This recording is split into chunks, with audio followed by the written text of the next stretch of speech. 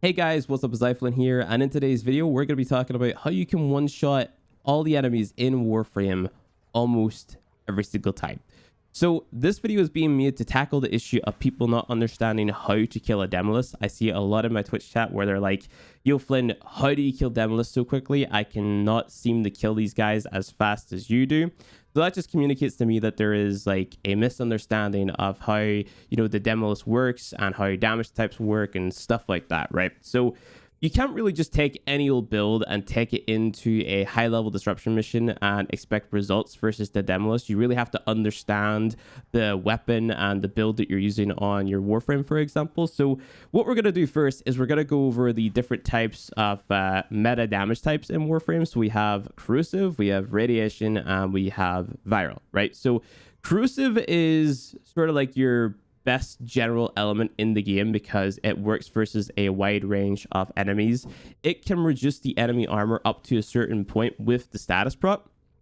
And versus certain enemies, you actually get bonus damage. So versus the likes of a heavy gunner, for example, they have ferrite armor, you're getting 75% bonus damage. Now, Radiation is good versus alloy armor, which you can find on a bombard, for example. And there is a benefit of reducing the alloy armor to get a higher damage number, but Radiation, the status proc of Radiation can't do that on its own. You need like an outside source such as Shattering Impact, for example. And then we have viral damage, where the viral proc is going to increase the amount of damage that you deal to an enemy's health. So that's why it pairs very well with slash procs, and it is good versus enemies, generally speaking, that have no armor, right? So there are specific scenarios where a different damage type may be better over those three, but that's just generally speaking, those are the three best damage types. So how do you pick one? So if you're not going to be stripping away the enemy's armor at all, what I recommend doing is running Corrosive, because that is just going to reduce the enemy armor up to a certain point and give you the best sort of coverage for all the enemies in the game. That is sort of like the lazy man's element. Next up, we have alloy armor, so that's radiation damage. So you would do that if you are going against an enemy that has like a specific armor type or something, like you're doing something specific in the game, such as Eidolon hunting or maybe even the Prophet Taker. So stuff like that would require radiation damage. And then viral is kind of your best element in the game right now, but you really need to understand how viral works before you can just slap it onto all of your builds, right? So what we're going to cover first is actually different methods of armor stripping. So we have temporary armor strips and we have permanent armor strips. So temporary armor strips usually come from Warframe abilities such as Ashes Seeking Shuriken, for example, right? It actually has a duration built right into the augment. So what you have to do is you have to hit a certain amount of power strength to get the 100% armor strip, and then you need to stack duration in so the enemy's armor stays stripped for a decent amount of time, like time enough for you to kill the enemy. So the build that I'm running today is power strength, so Unreal Intensify and Blame Rage, duration, prime continuity, and now reminded. The augment, of course, prime flow for energy because we have such a low efficiency stat, so we need to be able to store it. Vigorous swap, very underrated mod for just dealing damage. In the sense of using viral procs, right? You usually have a primer equipped as a secondary weapon. So you could swap to the primer and apply like 10 viral procs or something, and then swap to your primary and shoot at the enemy. That is totally great.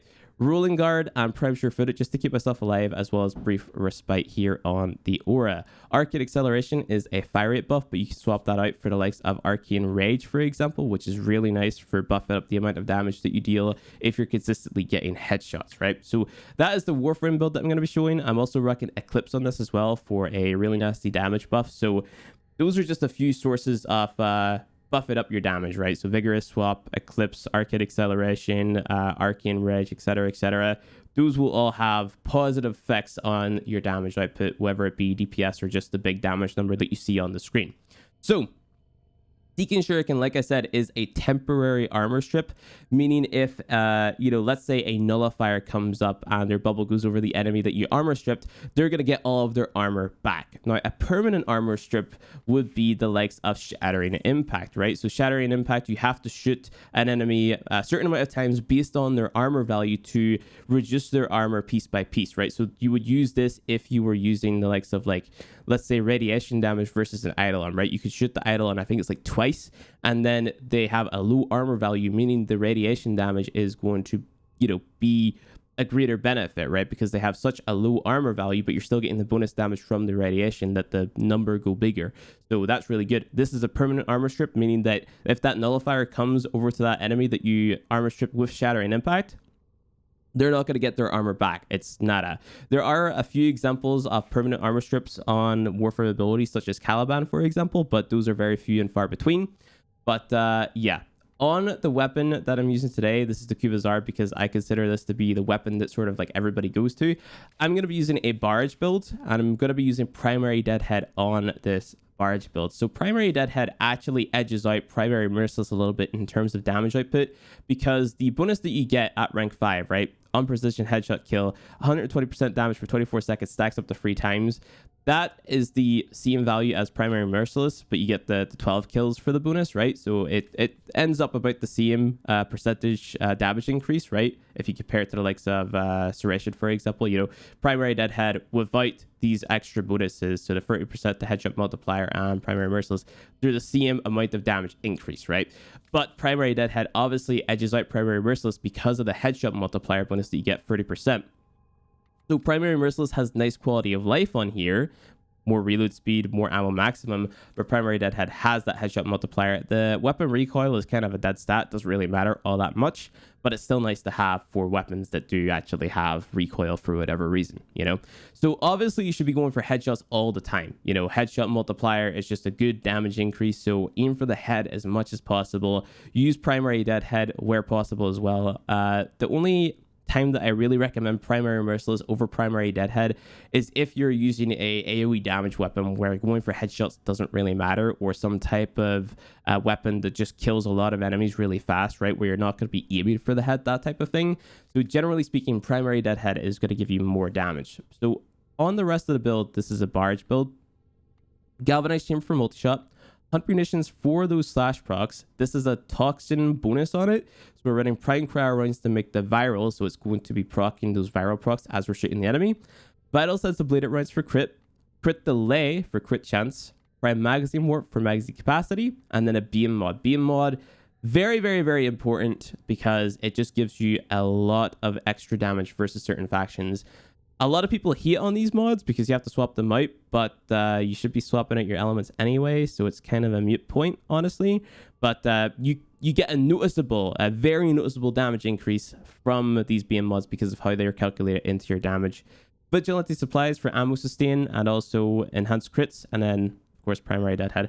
You can potentially swap out the likes of bladed rounds for fire it, right? If you're not going to be running, you know, arcane acceleration on the arcane here like I am, then you can swap that out, and then you can counteract the negative fire rate on crit delay with a fire rate mod. It just depends on the weapon that you're using.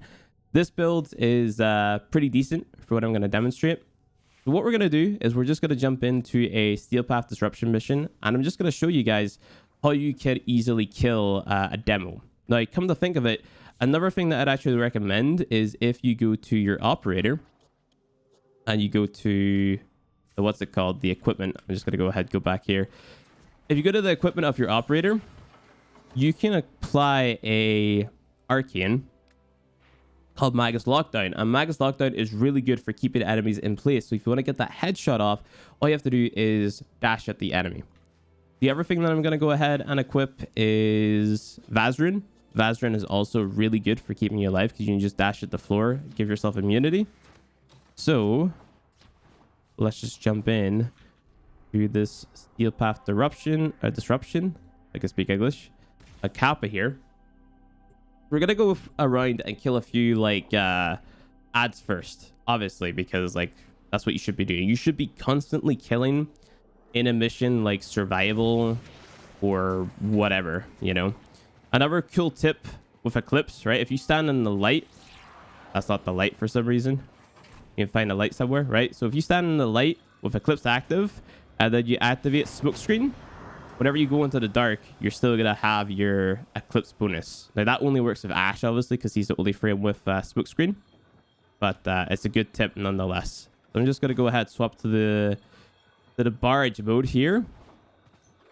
Get this started. We're looking for a red key up first. So you have to kill a ton of ads. Actually, let's use the cannon mode just to kill the ads, because why not? You'll see that we still kill the ads pretty quickly, you know. And of course, we can also apply vigilante swap, or whatever it's called. Vigi swap is what I usually call it. And that gives you bonus damage as well, which is quite nice. So notice that, like, maybe I'm not one-shotting the enemies, but the viral procs and the slash procs from hot munitions are killing them for me. So I just sort of have to shoot in their general direction, and they will eventually die because of that combination, you know? I need to go ahead and not recast that, but I should have recast it by Eclipse. I'm so used to, like, it being on 2 for some reason, because I've been swapping it around on so many different frames that it's just sort of muscle memory for me. Damage buff is 2. But here we go. Whenever my smoke screen wears off, what I'm going to do is I'm going to go ahead and pick up this key. Actually, hold on. Let me cast Eclipse. There we go. Invis. We pick up the key. There we go. We put it into the red. Like so. And now what we want to list it out for is the beep beep of the what's it called? The demo, right? So another really cool tip with the epitaph. This is built in cold. So what you can do is you can actually fire the epitaph and slow down the demos or the other enemies that are around, right? Let's try to get a headshot kill here real fast to build up that deadhead. There we go. One more. Very nice. Where are you, Demolist? I can hear him. Okay, so he's over here. So make sure that you've got your... I accidentally have the damage reduction on, but that's okay. So you slow him down. You wait for his nullifier bubble to tick. There it is. You armor strip him. And you shoot him in the head. And that's it. You know, that's a Steel Path Demolist gone in a matter of seconds, you know. So easy. Super easy. So... that is basically all I wanted to show. Almost choked on my own words there. That is basically all I wanted to show in terms of, like, you know, how to deal damage, right? It's quite easy to kill Demolists. I know, like, a lot of people struggle with it, and that's why this video exists. Of course, you don't have to use this exact setup. Any way of armor stripping is going to do just fine. And let me show you what armor stripping kind of looks like if we go to the relay. Armor stripping is just going to be such a damage increase, especially if you're using a viral hunt munitions build. It's definitely the way to go, right? Like, it's a no-brainer to run viral hunt munitions because you have the damage bonus versus the stripped enemies, and then you also have the DOT if you don't happen to kill them, right? So, fast travel to Cephalosaurus. Go here, here. Awesome. We load in.